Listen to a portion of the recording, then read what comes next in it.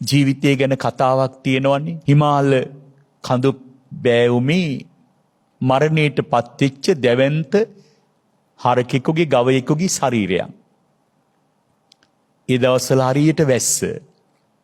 කඳු මුදුනේ මැරිච්ච ගවයා මලකුණේ දිමිලා මහා වතුරට අහු වෙලා පහළට ගලාගෙන ඇවිත් ගංගාවකට වැටෙනවා. බඩගින්නේ හාමතිය කෑමක් සොයාගෙන විමසිල්ලෙන් පියාඹන කපුටෙක් ගඟේ පාවෙන මේ දැවැන්ත කුණු වෙච්ච මලකුණ දකිනවා. වේගෙන් පාත් වෙලා ගඟේ ගහගෙන යන මලකුණේ වහනවා මේ කපුටා. කුණු ගඳ එනවා. කොටල බැලුවාම හරි රසයි. මිලික් විච්ච මස්. කපුට කල්පනා කරනවා අය කාලෙකට මට කෑම හොයන්න මහන්සි වෙන්න ඕන නෑ. මොන මෝඩයක්ද මේ මලකුණ අතහැරලා යන්නේ. මම නම් කොහෙවත් පියඹන්නේ නෑ කියලා අර මලකුණේ වහලා බඩගින්නට මලකුණට කොටමින් මස් කකා ගඟේ වතුර බිබි. කකුලට තේරෙන්නේ නෑ මේ මලකුණ ගඟ පහලට ගහගෙන යන බව. වේගින් පහලට යනවා. කපුටට දැනෙන්නේ නෑ. මස් රසයට ගිජු වෙලා ඒ කුණට වහ වැටිලා ඒකම කොට කොටා එහිම ලගිමින් වේගෙන් ගඟ පහලට යනවා. අවසානයේ මේ මලකුණ ගවයාගේ මුහුදට වැටෙනවා. මුහුදට වැටිච්ච ගවයාගේ මලකුණිනුත් කපුටා ඉගිල්ලෙන්නේ නෑ. ගැලවෙන්නේ නෑ. එහිම ලගිනවා. ඔබ දන්නවා මුහුදට වැටුනහම මාළු මුහුදේ ඉන්න තත්පර ගානේ මලකුණ අවසන් කරනවා. ඉතිරිලා තියෙන පොඩි හං කෑල්ලක් කපුට එතනත් වහලා ඉන්නවා. මහා සාගරයේ රැලි පිට රැලි එද්දී ගවයාගේ පිටේ හං කෑල්ලත් එක්කම කපුටා සිඳු මැද මහ මුහුද මැදට යනවා. තවත් රැඳෙන්න බෑ. ඒ හැමේ මස් නෑ. ලුණු වතුර බොන්න බෑ. ඉගිල්ලෙන්න අතක් නෑ. පේන මානික ගහක් අත්තක් නැති කපුට තනි වෙලා වේගෙන් ඉගිල්ලෙන්න බලනවා. මහ මුහුද මැද උතුරු පැත්තට දකුණු පැත්තට සිව් කොනේ ඉගිල්ලෙන්න බලනවා. කොහේවත් ඉගිල්ලෙන්න අතක් නෑ. පේන මානි ගොඩ බිමක් නැති කපුටා මුහුදේම වැටිලා විනාශ වෙනවා. වැටිච්ච ගමන් කපුටාගේ මලකුණ මාළුවෙක් ගිල දානවා. ඉතුරු වෙන්නේ පිහාටුව විතරයි. හිමාලයේ ඉන්න මොණිවරයෙක් හිත දියුණු කරපු දානෙට ලුණු යඹුල් ටිකක් සොයාගන්න මනුස්ස පතයක් සොයාගෙන අහසින් යනවා. නිකමට වගේ මොහොත දිහා බලද්දි පුදුමයි. කපුටගේ ලොකු තටුවක් මහා මොහොත මැද එහෙට මෙහෙට පාවෙනවා. අර තාපසයා ඍෂිවරයා හිතනවා මේක වෙන්න බැරි දෙයක්. මෙච්චර විශාල මොහොත මැදට කිසි බරක් නැති කපුට පිහාටුවක් ගහගෙන ඉන්න බෑ. ඊටාම සැලකිල්ලෙන් විඥාණයෙන් නිරීක්ෂණය කළාම ඒ ඍෂිවරයාට අවබෝධ වෙනවා. ගවයාගේ මස් කුණේ පිටේ වහලා මස් කකා ලොබ කමින් තමන් යන්නේ කොහාටවත් කියලා අවබෝධයක් නැතුව මොහොත මැදට ඇවිත් විනාශ වෙච්ච කපුටෙක්. අපේ ජීවිත ගැන ලස්සන කතන්දරයක් මේ. අපිට අවබෝධයක් නැහැ කරන කියන දේවල්.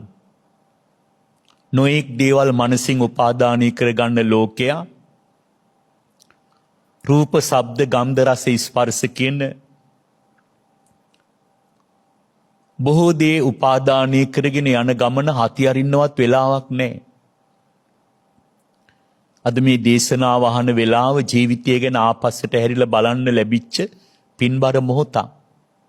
මේ ඍෂිවරයා මේ කතාව හිමාල වනේ තාපසවරුන්ටත් කියලා ඒ කතාව අහපු රජෙක් රජ සම්පත් අතහැරලා හිමාලයට ආවලු තපස් රකින්න. මේ බුදුවරු නැති ලෝකේ මුනිවරු බණ කියනවා.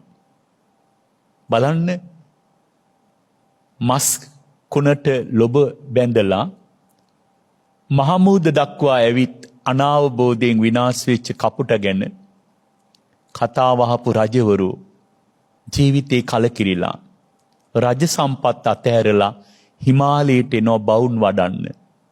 සසරේ දුක අවබෝධ කරගන්න. ඒ මුනිවරු බුදුවරු නැති කාලේ ලෝකෙ පහළ වෙලා. භාග්‍යවත් බුදුරජාණන් වහන්සේගේ පිවිතුරු ආර්ය සත්‍ය ධර්මය අපිට ලැබිලා.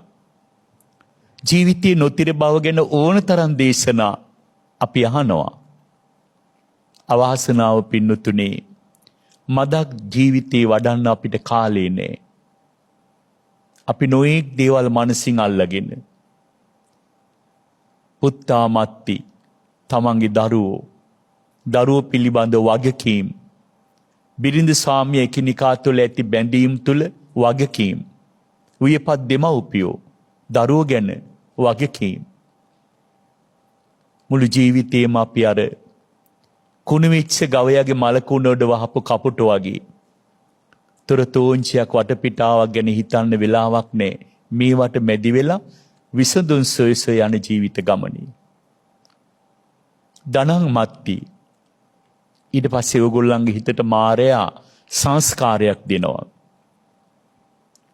ඔය මොන දේ කරන්නත් යමක් හම්බ කරගෙන ඉන්න ඉපැයි කියලා ඊට පස්සේ උපයා ගැනීම වෙනුවෙන් දුක් විඳිනවා. ඊට පස්සේ උපයාගත්ත දේවල් පෝෂණය කරන්න, වැඩි දියුණු කරන්න, රැකගන්න උපක්‍රම යොදනවා. මේ හැම දෙයක්ම කර කර ඉද්දී අපිට වෙන්නේ සිඳු මැද වැද වෙනසුන මෙන් කපුටා මහ මූද මැද වැටිලා විනාශ වෙච්ච කපුටා වගේ මේ භයානක සංසාර ගමනේ පේනමානික රැකවරණයක් නැති අපි අසරණ වෙනවා. ඒ නිසා එකින් එක පිළිවෙලට ජීවිතේ ප්‍රතිපත්තියක් හදාගන්න. එක මලක් පහනක් පූජා කළත් අවබෝධයක් ඇතුව ඒ දේ කරන්න. නිතර සමාදන් නොවුනත් කවදා හෝ සමාදන් වෙච්ච පංචශීලයේ එකින් එක ශික්ෂාපද මැනවින් ජීවිතයට විග්‍රහ කරගෙන මහරහතුන්ගේ දිවි මගට ගලපා යුතුම් සීලය ආරක්ෂා කරගන්න. මරණ සංඥාව වඩන්න. බැඳීම් වල ඇති වේදනාව අවබෝධ කරගන්න. ඊටාම සරල ජීවිතයක් දැන් නිවිච්ච ජීවිතයක් අපි දැන් පුරුදු පුහුණු කරගන්න වෙනවා. එහෙම නොවුනොත් පින්නතුනි අතිධාවනයෙන් දුවන වාහනයක් ඇතුළේ ඉන්නේ නැත්තෝ වගේ. වාහනෙත් එක්කම අපි අනතුරට වැටෙනවා. දැන් බලන්නකෝ වාහනයක නැගලා වේගෙන් ගමනක් යනකොට වාහනය ඇතුළේ ඉන්නේ නැත්තම් ගැගට හරි සනීපයක් දැනෙනවා. හරි සතුටින් යන්නේ ගීත ගායනා කරමින් නොයෙක් දේ වාදනය කරමින් කමින් බොමින් මේ වාහනේ ඇතුලේ මිනිස්සු සතුටින් යනවා. මොහොතක් හිතන්න මේ වාහනේ වේගෙන් යන්නේ හෙලකට කියලා. අනතුරක් නේ. මේක තමයි ජීවිතේ.